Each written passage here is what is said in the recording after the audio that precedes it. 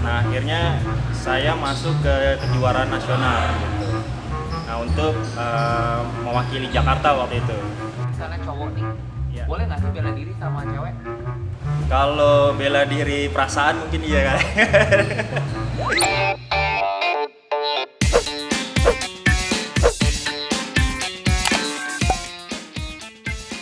Coach Heru Sulistyo, are you ready? Ready?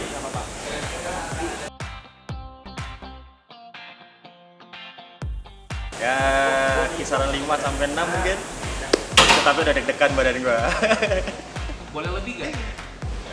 Kalau bisa dijawab ntar lebihin aja gak apa-apa. Oke, cerita dong untuk Padang People, untuk viewersnya Padang Indonesia di YouTube, siapa sih ceritanya Coach Heru Sulistyo ini? Oke, memperkenalkan dulu nama saya Heru. Sebelumnya saya tentang dunia fitness ya. Jadi saya pertama kali masuk ke dunia fitness. Saya memang dari hobinya olahraga, ya memang hobinya dari kecil udah olahraga. Terus orang tua saya juga kebetulan memang hidupnya keras ya, jadinya kita sering banyak aktivitas yang masuknya ke sport ya. Jadi ada misal bela diri, saya banyak di bidang bela diri juga dari kecil. Terus olahraga yang lain saya juga hobi. Nah pas sudah mulai lulus sekolah SMA, ya masuk kuliah, masuk ke fakultas olahraga. Nah di sini saya kembangin lagi di dunia olahraga, kok kayaknya seru gitu. Makin kita juga badan kita kok semakin enak, ya lebih fleksibel. Terus kita juga makin fit, sehat. Ya banyak pesan-pesan sih sebetulnya dari orang tua yang buat kita jadi buat membangun ya diri kita lebih baik lagi sih gitu.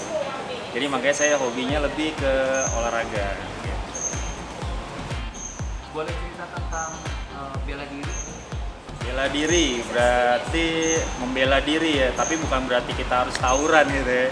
Nah sekarang bela diri itu sebetulnya buat menjaga diri kita, lebih membentengi diri kita, terus kita lebih apa ya, harusnya kalau masuk bela diri itu kita lebih menenangkan jiwa kita nih. Mainan body ya kan, dibilang mainan body, berarti kita bisa kontrol pikiran kita sama hati kita itu buat lebih tenang ya. Jadi kalau misalnya kita di hadapan musuh ya berarti kita juga harus lebih tenang untuk membaca karakter lawan musuh ya gitu. Biasanya kalau bela diri itu cenderung dilakukan pada saat momen-momen tertentu yang ibaratnya udah darurat. Nah itu makanya saya mempelajari itu, saya sampai ikut beberapa cabang bela diri yang sudah saya ikutin. Nah akhirnya saya memutuskan untuk lebih lebih hobi untuk memang buat ke fight gitu. Jadi terutama kontrol buat diri kita sendiri. Seperti itu sih. Boleh cerita lagi nggak, ada cabang-cabang apa aja tuh di dalam bela diri yang bisa digeluti sama seorang Coach Heru Sulistyo? Oke, kalau cabang bela diri itu sebetulnya luas. Kalau di Indonesia sendiri ini udah masuknya pencak silat.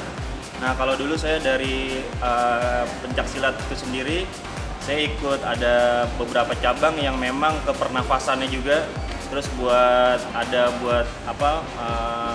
lebih buat ngancurin beban kayak gitu-gitu kan.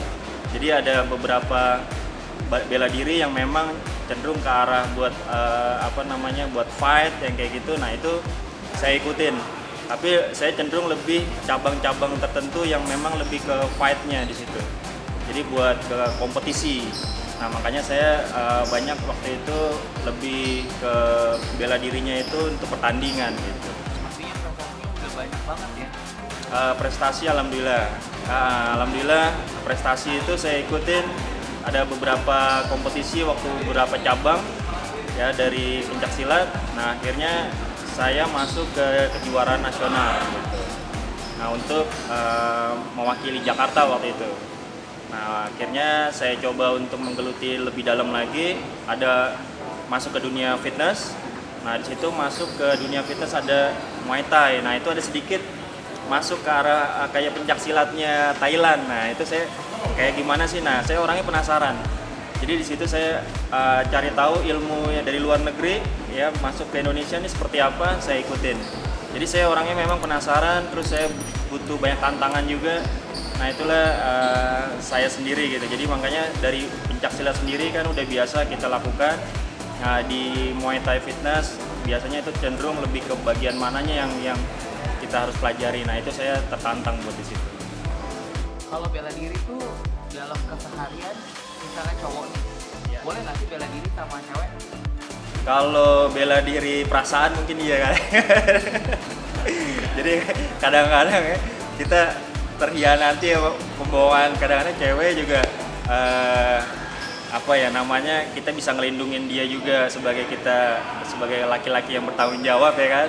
Nah kita harus menjaga dia untuk lebih aman lagi, nyaman lagi. Nah itu butuh kenyamanan, dibilang ada lagunya kan, butuh kenyamanan gitu. Jadi benar-benar kita buat bela diri dia dan buat diri kita juga gitu. Kalau maksudnya kalau bela dirinya cowok atau cewek tuh boleh? Boleh-boleh aja, nggak apa-apa. Tapi kita lihat dulu kalau memang itu bukan lawan tanding kita, jangan. Tapi kalau memang itu lawan kita di satu kejuaraan, ya itu biasanya ada seperti itu. Tapi usahakan selama cewek sama cowok kita lebih baik mengalah.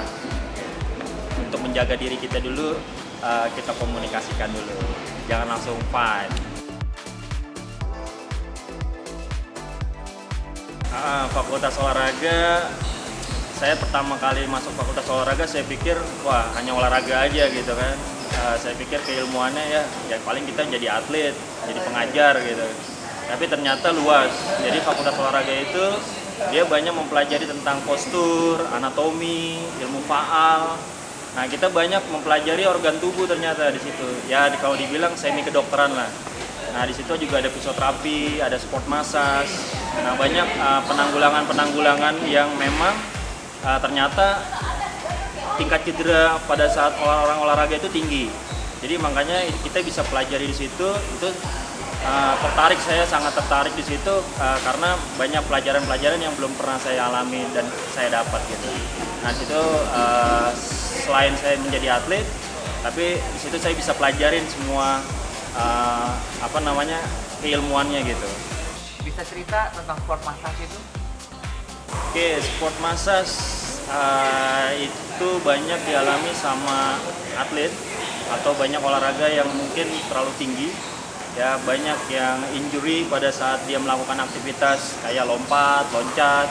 Kayak teman-teman kita yang atlet basket, ya kan dia banyak lompatan. Banyak teman-teman kita sendiri yang di sini main beban. Nah itu banyak penumpukan asam laktat dalam darah kita.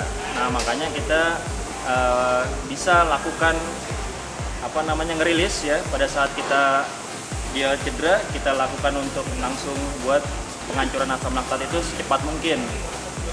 Takutnya dia menjalar ke tempat yang lain. Nah itu yang kadang-kadang cedera di bagian bahu, bisa jadi dia bagian pinggangnya yang terasa sakit. Nah itu kadang-kadang kita langsung lakukan eflurase, ada shaking. Nah itu buat ngendorin semua peredaran darahnya lancar lagi. Nah itu banyak dipelajari di sport massage. Nah itu sangat penting buat olahraga, paling tidak seminggu sekali atau 2 kali. Ya paling tidak dirilis ya di sport massage untuk melancarkan lagi jaringan-jaringan ototnya yang tadi agak sedikit kaku, jadi siap lagi buat aktivitas. Itu sangat penting. Pingin kembali normal lagi. Kalau sekarang kan maksudnya gini, banyak hal yang membuat kita jatuh bangun ya kan. Dari kita menjadi personal trainer, terus kita juga pernah mengalami membantu manajemen ya kan. Terus banyak hal yang punya kita keinginan yang mungkin kita pingin punya tempat gym ya kan? Selain pingin orang juga lebih sehat, kita juga punya investasi, kita juga punya keinginan yang luas ya. Itu sangat terpacu sama diri saya gitu. Jadi saya berharap anak-anak muda sekarang kan banyak yang mungkin anak-anak kecil nih udah banyak aktivitas yang terus-menerus ya.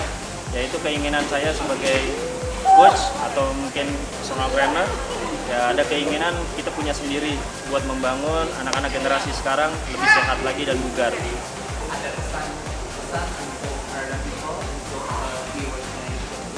Oke, pesan dan kesannya terutama pesannya jangan nunggu sakit ya, utamakan waktu kita buat olahraga jangan sampai waktu kita untuk menunggu sakitnya. Itu sih yang paling terpenting, karena saya selalu ingat selama kita masih sehat kita harus berolahraga menjadi bugar, karena orang sehat belum tentu bugar, tapi kalau kita udah bugar udah pastinya sehat. Nah itu sih yang terpenting. Yes.